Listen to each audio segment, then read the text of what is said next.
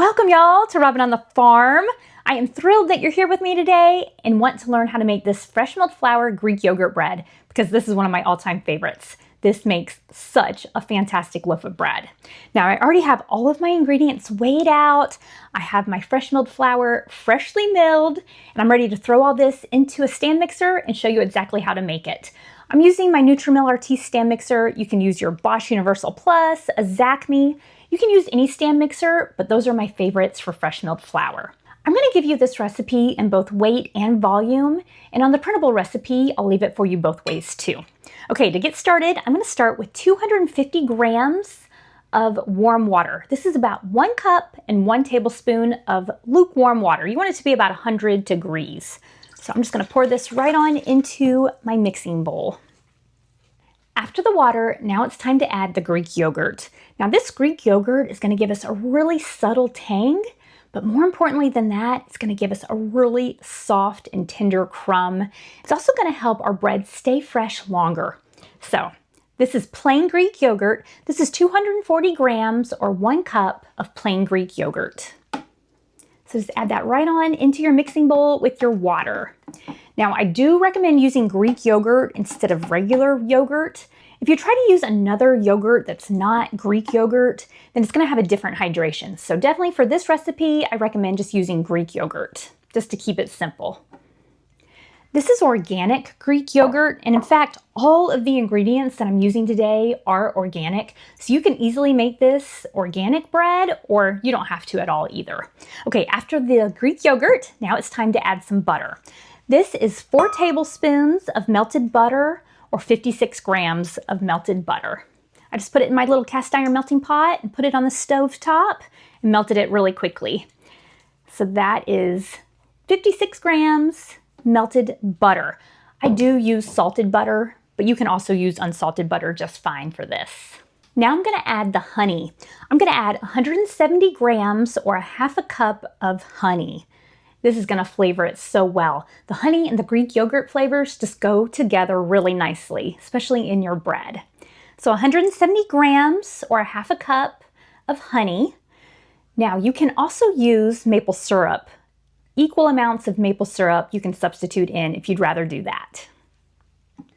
After the honey, now we want to add 2 large eggs. 2 large eggs right on into my mixing bowl. You don't have to whisk them up or anything like that. Your mixer will do all of that hard work. After the eggs, now it's time to add the fresh milled flour. This is hard winter white wheat. Now for this recipe, you want 750 grams of fresh milled flour total. I milled this up in my Nutrimill Harvest grain mill back there. This is hard winter white wheat. Now this is 650 grams of hard winter white wheat. And I'm also going to add 100 grams of einkorn flour. So I ground both of these up right before I got started, so this is nice and fresh. So I'm going to add the 650 grams of hard winter white wheat right on into my mixing bowl. Now you don't have to blend your flours like I am today. You can use all white wheat, you can use all red wheat, or you can add in an ancient grain like I am. You can use einkorn, spelt, kamut, anything you want to. You just want to be sure that you don't add too much. Now at 100 grams, this is only about 15% of the total flour that I'm using. You can safely add up to 25% of another kind of wheat without changing the hydration or doing anything differently for this recipe. So I'm going to add 100 grams of this einkorn flour. Now, this is 750 grams total of fresh milled flour. That's about 6 1/4 cups of fresh milled flour. Now, this next ingredient is totally optional, but totally awesome. I love using sunflower lecithin in my fresh milled flour breads because it's just going to give you bread that's more like store-bought bread than anything else that you can use. This will give you better slices. It's less crumbly, makes it stay soft longer. It's nice. But it's totally optional. We are using eggs in this recipe, and that really helps too. So you don't have to use this, but if you've never tried it, I totally suggest that you try it and just see if you like it. Now I'm gonna add 2 teaspoons or 6 grams of this sunflower lecithin. I'm just gonna add it right on in there on top of my flour. Okay. Now those are all of the ingredients that I'm gonna add so far. I'm gonna go ahead and turn my mixer on, let this mix up for about a minute or two. Make sure all of the ingredients are really well incorporated, everything is nice and wet.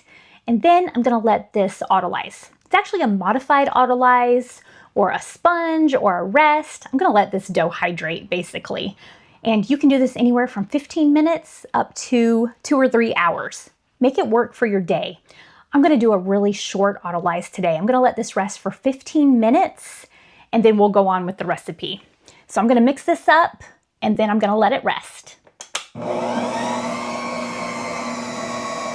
It's been 15 minutes and now I'm gonna add the yeast and the salt to the dough of our fresh milled flour Greek yogurt bread.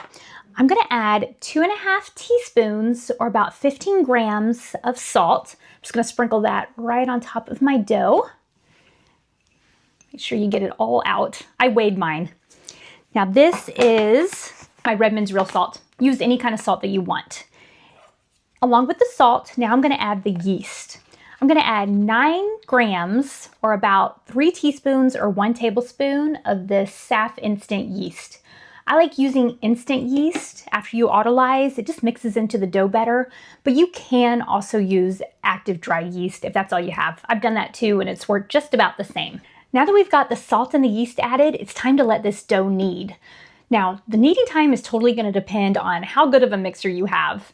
For my Nutrimel Artiste, my Bosch Universal Plus, my Zacme, I like to let this knead for about 12 minutes. And I never even check for window pane. But if you have a KitchenAid or a different kind of mixer, it might take a little bit longer. But I'm gonna let this knead for 12 minutes and I'll show it to you when it's done. One important tip, if you have a mixer with a lid or a top on it, leave that lid open or take that top off as it kneads or your dough can get a little bit too wet and too sticky. After my dough had been kneading just for about 2 minutes, I checked on my bowl of dough and my dough was too wet. It was sticking to the sides and to the paddle and to the bottoms of my mixing bowl. So if yours is too wet, add a little bit more fresh milled flour. I added another 1/4 cup or 30 grams of fresh milled flour. You may need a little bit more, you may need a little bit less. This is the part where you have to read your dough to get really good fresh milled flour bread. Now this all depends on your environment, your climate, if you live in a humid place. So if you need to add a little bit more flour, go ahead and do that now and then let it continue to knead. All right, y'all, my dough has kneaded for exactly 12 minutes. I'm gonna go ahead and check for window pane just in case that'll help y'all, in case you're trying to figure out if your dough looks right. But you just pull up on your dough like you're trying to look through a window. You wanna stretch it, and if you can see light through it without it breaking, then you have a good window pane. Look at that. That's a great window pane right there. Oh, this is such nice dough. This is gonna give us really great fresh milled flour Greek yogurt bread.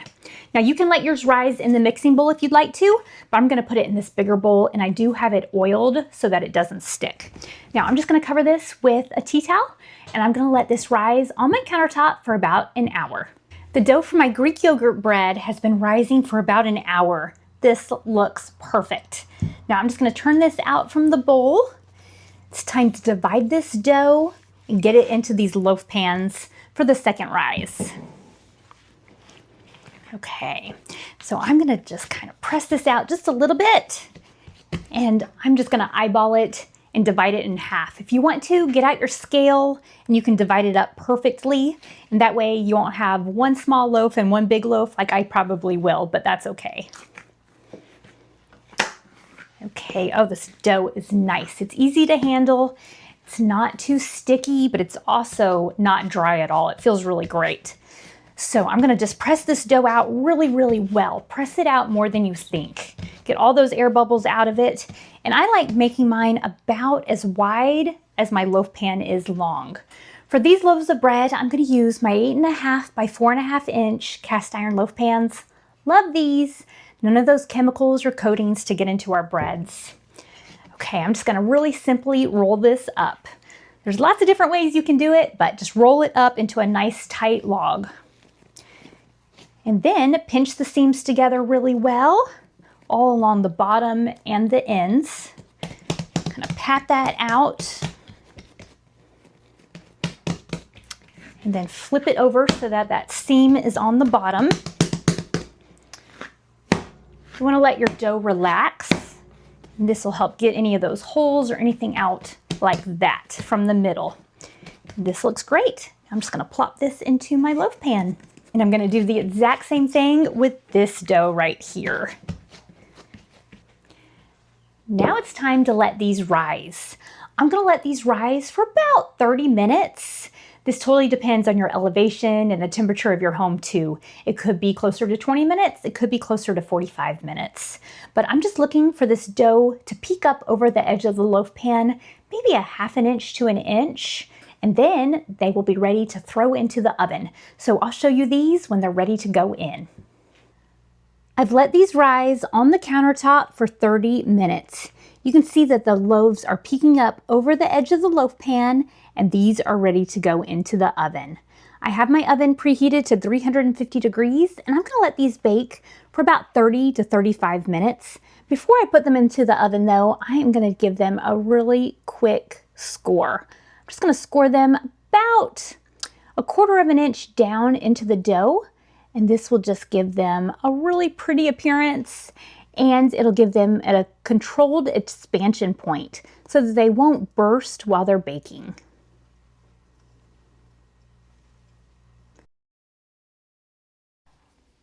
I let these loaves bake in the oven at 350 degrees for 35 minutes. I turn them out from the loaf pans immediately. I brushed them with some melted butter, and then I covered them with a tea towel for that nice soft crust. And now I'm ready to slice into this bread. Look how good this fresh milled flour Greek yogurt bread looks.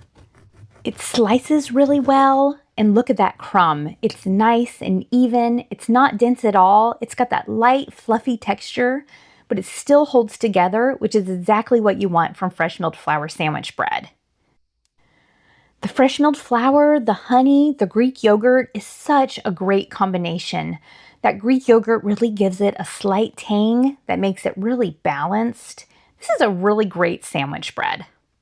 I'll leave the printable recipe for this fresh milled flour Greek yogurt bread on my website, robinonthefarm.com. While you're there, be sure to check out our handmade beeswax bread bags. These are the real deal. They're saturated in organic beeswax, and they're handmade right here on our family farm by me and my daughters. We'd love to send you one. You can also make this bread in your bread machine. Be sure to check out that recipe too. Thanks so much for being here with me on Robin on the Farm. I'll see y'all next time. Robin's in the kitchen, dough beneath her hands, wheat from the fields and eggs from her land. Sunlight through the window, a warm golden glow. She's working hard to make that dough. With flour on her apron, loving each knead.